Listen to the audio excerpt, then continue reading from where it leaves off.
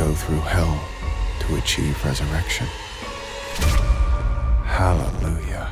I want to start with thank you. I've been a fan of Dexter, I guess, for 20 years now. And so I just want to thank you for all the years of entertainment. It's what a privilege to be able to do this for a living. Yeah, we love it too. Yeah. So as a Dexter fan, I've seen all the episodes. I definitely have to ask you guys, what's the I'm going to start with two other things. What's the status of the untitled Trinity Killer prequel series? It's completely written. John Lithgow has agreed to do the voice, to narrate it, but it is not picked up yet. And we're hoping that with the success of Resurrection and Original Sin has just been picked up, that Chris McCarthy and the Paramount people will want to expand the Dexterverse. But it has not been picked up yet. It's a hell of a good story. It's not been greenlit, but it's beautifully written. Yeah. So you already have like the 8 or 10 scripts done? Yes, we have 10 scripts done. 10 episodes, ready to go. Wow. Jumping into the other thing, with Dexter Original Sin, I believe, so it's been picked up for season 2. Have you figured out like ultimately how many seasons you'd like to do of it? Or is it one of these things where it like you don't really know, you're just taking it season by season? Well, you never really know. Yeah. And one of the things that we're mindful of, and Scott is the keeper of the canon of the show, is that Harry, played by Christian Slater, who's getting his walk on the Hollywood Star of Fame next week, his star in the Hollywood Walk of Fame next week, dies in the original show.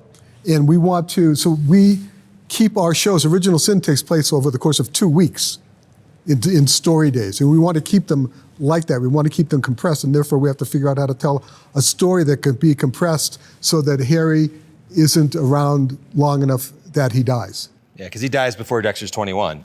So we're like right in that pocket of time. But you know, you could tell a lot of story. Look at 24 did an episode a day, right? So well, look at The Pit. It did 15 episodes in one day. No, I understand what you're battling against. But Clyde, let's start with the most important question now that we're jumping into Resurrection. Do you regret saying Dexter had died in New Blood? No, I do not. It was the truth at the time. Yeah. And I remember I did a couple of interviews and they said, oh, come on, he's not really dead. I said, no, he's dead. I wrote that episode, which was the most watched episode in the history of Showtime. And then you know the critics loved it. The internet people hated it, and we would get like guns pointed at us and all this other stuff. And online, yes. And then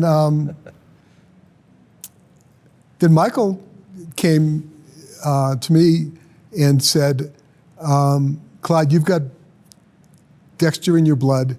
I've got Dexter in my blood. I want to do more. Can you figure out how to unkill me? And so I called Scott. I was on Martha's Vineyard, and Scott was in LA.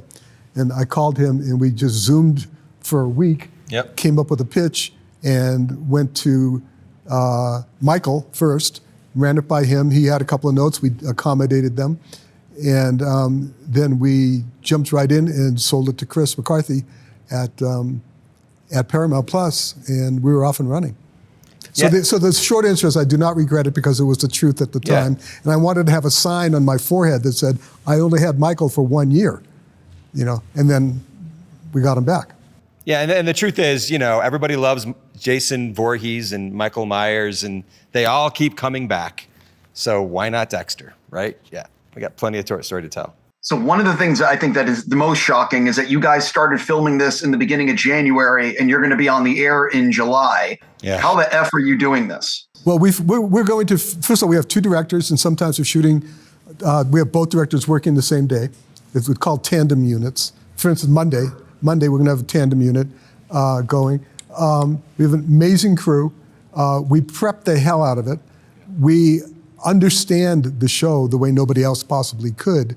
And we're going to finish shooting June 17th. The 10th episode will be done shooting June 17th with the huge finale. And all the while, we're always editing. And now, the way it works is you can edit electronically. I can edit from my apartment in Greenwich Village. Scott can edit from his house in Los Angeles. The editors are in New Jersey or St. Louis or wherever they are. And we just set up sessions, work through them. And there's another thing is, we'll be watching the show and a piece of voiceover will occur to me that might be funny or poignant or a we're always pitching new things in the edit. Yeah, so then I'll record it on my iPhone, send it to the assistant editor, she'll cut it into the movie, and then send it to Michael, and if he goes for it, he'll record it, and it's in the next day's session. And so it's always fluid and always moving forward. And it's a shit ton of work, but I mean, this is living the dream. Yeah.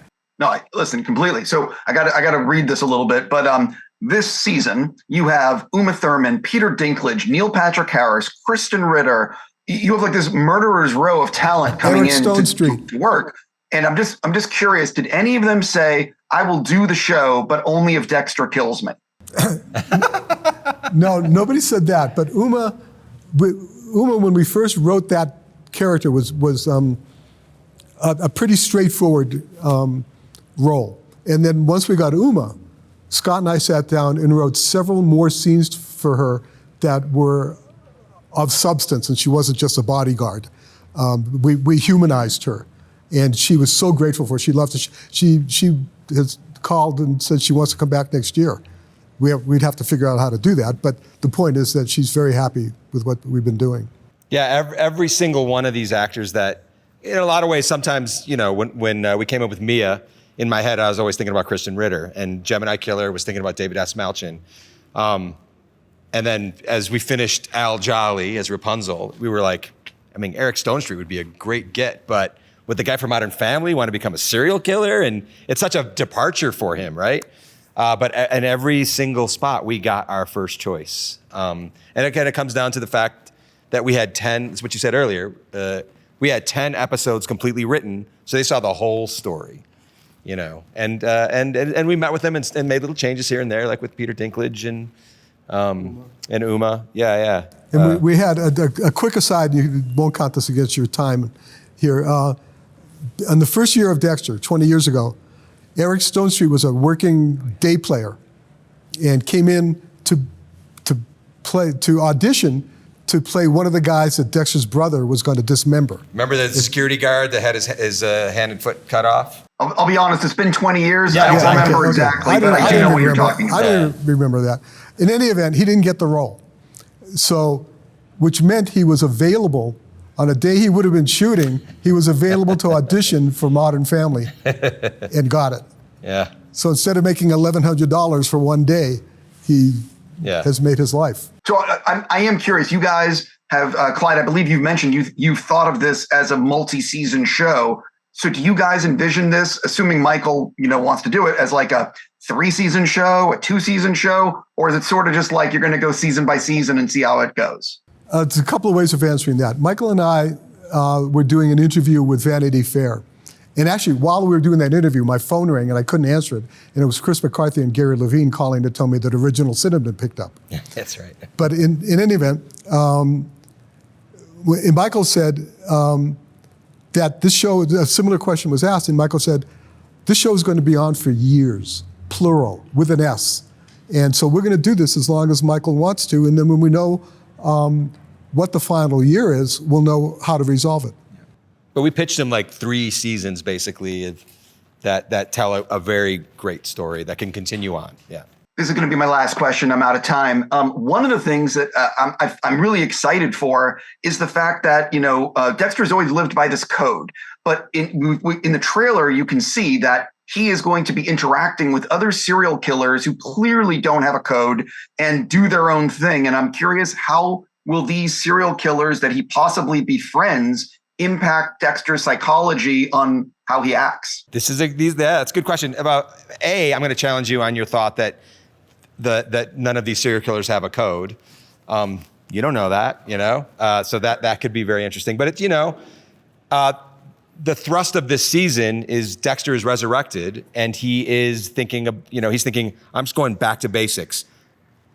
So now James Remar, Harry, is around him all the time, and he's kind of like a friend rather than a scolding sort of person.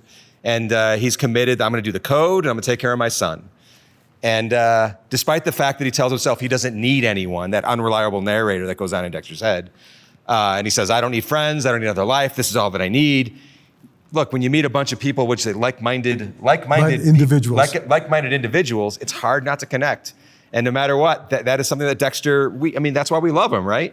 That despite the many things that he tells us, that he doesn't need this and he's a psychopath and all that, we watch him and we go, yeah, he does want to belong, he does want to be a part of something big, of a community even.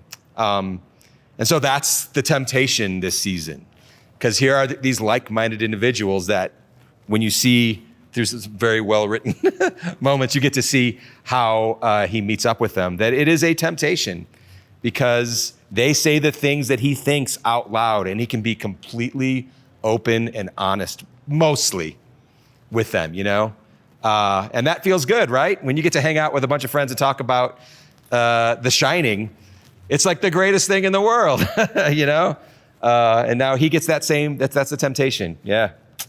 It's real fun. We love what's behind you, by the way. Oh, the games? Yeah. Yeah, I'm out of time, but just to let you know that they actually all work. They're like miniature arcade games. They're available online. They're fantastic. It's beautiful. Yeah. Listen, I'm really looking forward to seeing the entire season. Thank you for your time. Thank you so much. You bet. You take care. Take care.